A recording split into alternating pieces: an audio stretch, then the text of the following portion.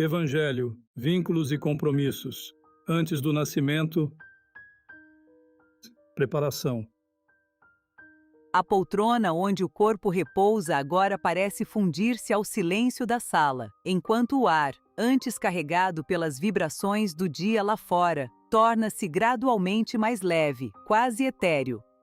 Observamos o movimento da respiração que flui como as águas de um rio que finalmente encontram o remanso, longe das pedras e das quedas abruptas da rotina.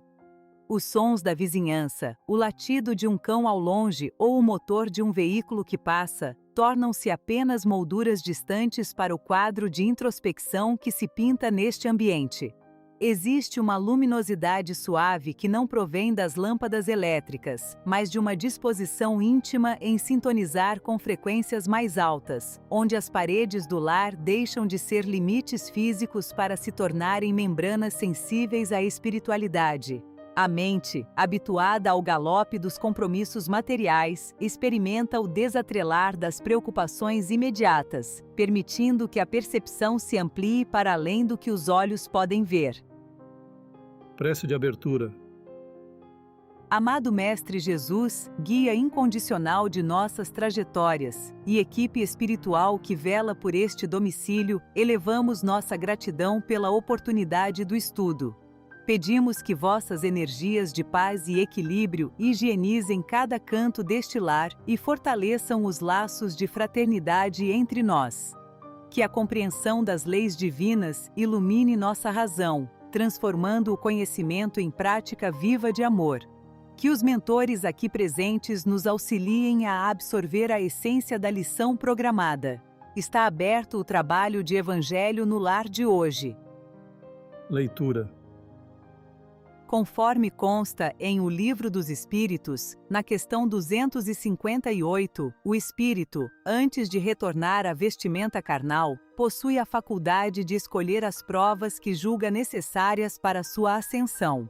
Essa escolha não se baseia em caprichos, mas na análise técnica das lacunas deixadas em existências anteriores, onde o livre-arbítrio, agora sob a supervisão de instrutores benevolentes, desenha o cenário ideal para o resgate e a evolução. Reflexão. A experiência demonstra que o núcleo familiar é o departamento de reabilitação mais sofisticado do universo. Ao contrário do que a visão puramente humana supõe, os encontros sob o mesmo teto não resultam de coincidências biológicas ou meros acasos genéticos. Nos bastidores da vida espiritual, semanas ou décadas antes do renascimento, o espírito analisa a própria ficha evolutiva com o rigor de um cientista examinando uma fórmula que precisa de correção. Naquelas dimensões de clareza, longe das ilusões do ego encarnado, compreendemos que o afeto que nos falta é a lição que precisamos aprender a doar, e o familiar que nos desafia é, muitas vezes, o instrumento preciso para a nossa lapidação. Imaginemos a situação de uma alma que, em tempos pretéritos, utilizou a inteligência para manipular e dominar, deixando um rastro de corações angustiados pela sua frieza. No plano espiritual, ao recuperar a consciência da própria dívida, esse mesmo espírito solicita o retorno em uma família onde terá que exercitar a obediência e a humildade sob o comando de alguém que outrora ele desprezou. É nesse ponto que o karma revela sua face educativa. Ele coloca o indivíduo diante da consequência de seus atos, fornecendo o ambiente onde a ferida foi aberta para que ali mesmo ocorra a cicatrização através do amor e do perdão. A análise psicológica profunda revela que o ego encarnado costuma interpretar as dificuldades de convivência como um erro do destino.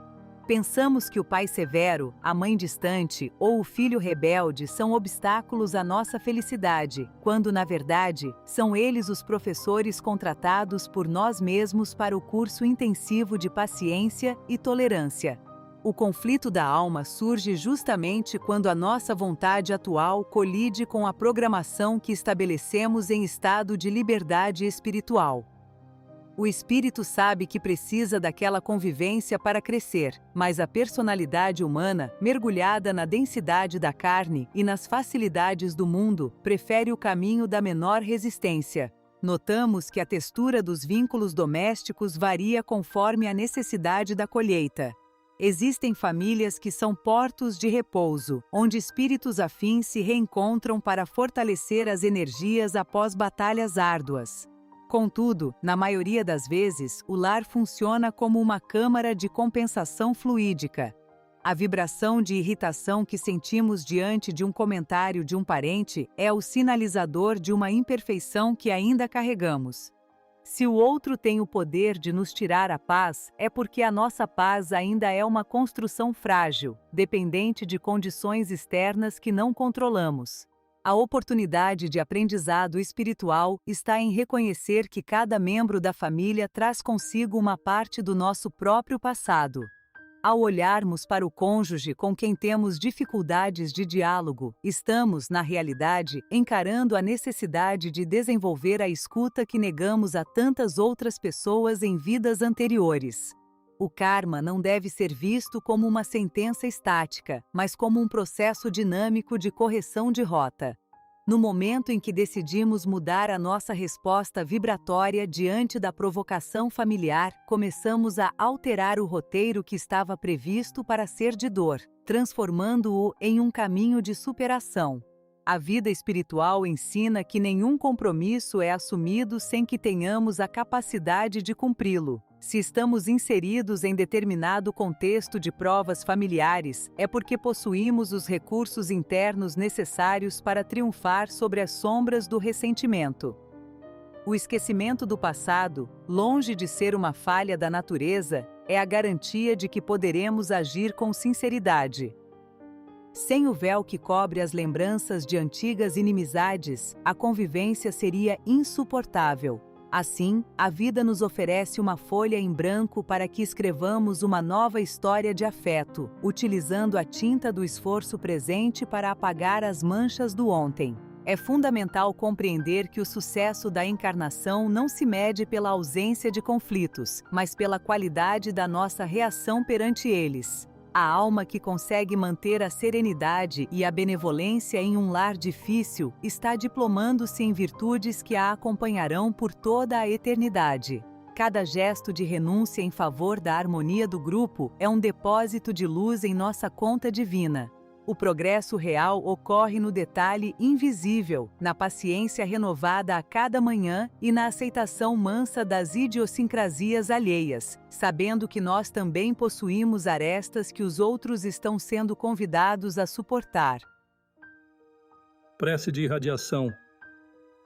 Pai Celestial, rogamos que vossas bênçãos de luz se estendam agora a todos os lares, especialmente aqueles onde a discórdia e o desentendimento ainda imperam.